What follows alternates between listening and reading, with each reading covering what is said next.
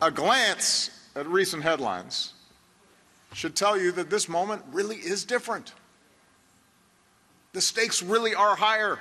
Former President Barack Obama made a return to the political spotlight today, delivering remarks on the upcoming U.S. midterm elections. Now, in a direct attack against Donald Trump, Obama had this simple message for Americans: you need to vote because our democracy depends on it.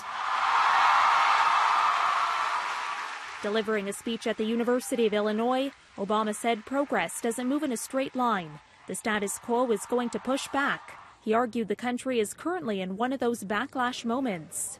It did not start with Donald Trump. He is a symptom, not the cause. Throughout his speech, Obama talked about how Americans were living in dangerous times, criticizing the Republican Party under Trump for undermining global alliances, cozying up to Russia, and capitalizing on resentment. But over the past few decades, the politics of division and resentment and paranoia has unfortunately found a home in the Republican Party.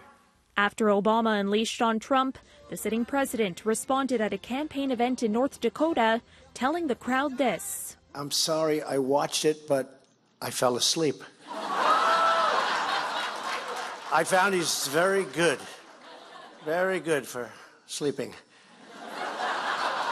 In an apparent response to Obama citing the rise of the far right as the reason for chaos and dysfunction in Washington, Trump, campaigning against Democrats, heightened a sense of urgency for his base. We've got the agenda for the courts, the agenda for the borders. We want borders. We don't want people pouring into our country. We have no idea who they are, where they come from.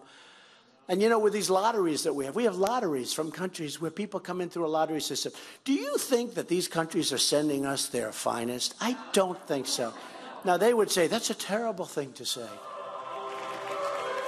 Earlier today, Trump again had his focus on an unsigned New York Times opinion piece. He now wants the Justice Department to investigate who penned it. As the guessing game continues in Washington over who wrote the highly critical column, Trump renewed his call for the Times to reveal the author during a rally in Montana yesterday. But for the sake of our national security, the New York Times should publish his name at once. I think their reporters should go and investigate who it is. That would actually be a good scoop. He's now calling for a criminal investigation by U.S. Attorney General Jeff Sessions, though there has been no indication the author violated any laws. The column raises fresh questions about Trump's fitness for office and comes just 2 months before the midterm elections.